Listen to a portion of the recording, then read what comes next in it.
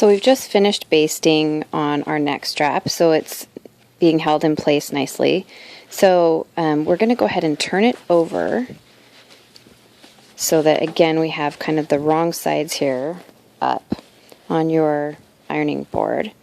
And then you're going to take your seam gauge again with the same 3/8 of an inch gauge, and you're going to use this to fold over that top edge, and it's going to be right exactly where you have sewn that basting stitch. So just use that as a guide and go ahead and iron that down.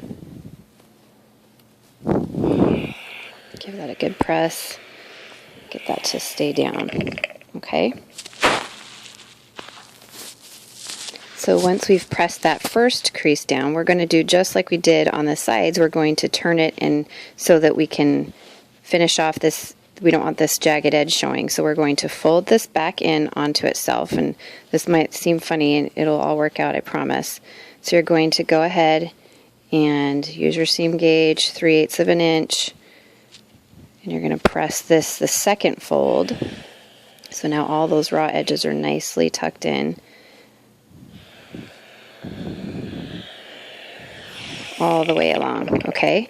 So now what we're going to do is we're going to take it to our sewing machine and sew right along this edge, just like we did this underarm seam. We're going to sew right along this edge here, and then we will flip this up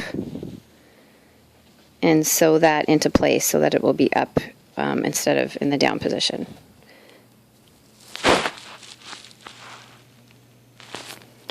So now we are ready to sew this down. We're going to go ahead and start right at the edge of our fabric and put our needle where we think, we want it to follow. It's very close to the edge of our press foot, but what we want to watch, more importantly than this edge, is again this edge, just like when we did the under the arm seam on this apron, is that we want to make sure that our needle is following just on this edge and we're not coming off onto this part and we're not too far over here. So once you've got it set up where you like it, we're back stitching at the edge at the end, and you can see that it's a good thing that we did this basting stitch because it's now holding everything in place really nicely.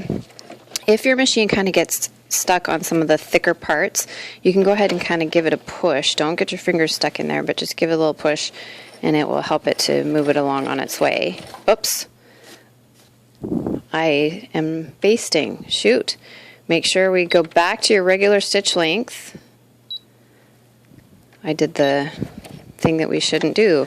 So look at basting. I don't want to baste anymore. So we're going to have to rip that out and make sure you use your regular stitch